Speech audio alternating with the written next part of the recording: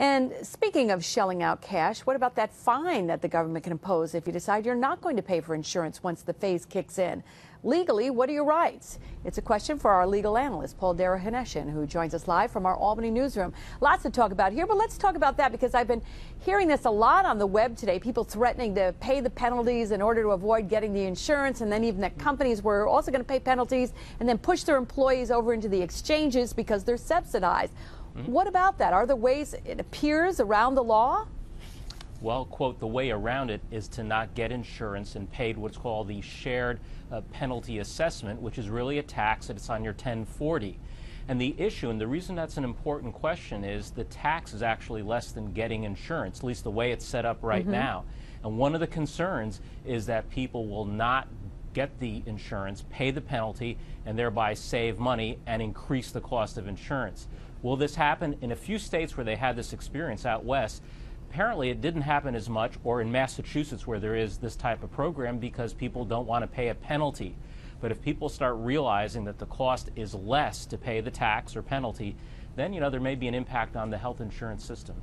Let's talk about the individual mandate now and what the justices decided, that in fact this penalty was a tax, and that's why it was okay to go ahead with it. Explain about how that works and whether this is a good idea to look at it this way. Well, for Congress to pass a law, there has to be some justification in the Constitution, and a lot of laws are passed because they're regulating commerce. And what the court said, this is not commerce. They can't make you do something and regulate it. So therefore, it's not a mandate. What it is a tax. And the Congress, through the Constitution, has a broad power to tax.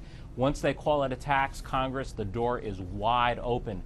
So from that point of view, that's what makes it legal. And maybe one of the interesting side aspects of this decision is the fact that the Commerce Clause is limited in some way, and the taxing power is just so broad they can do anything. And remember, if they can tax you now, they can change what that tax is. Because as I understand it, this really didn't in any way rule on whether we have a right to health care.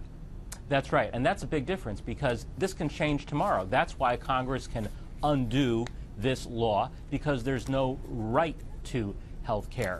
And that's where, again, the political battle will take place. There's a big difference between saying there's a right to health care and here is how Congress may give it to you if they wish. Well, it's fascinating stuff today, and certainly an important decision that's going to have huge impact down the line. We'll see where it takes us, and hopefully you'll be along for the ride to fill us in on what it means. Thank you, Paul, for being with us today.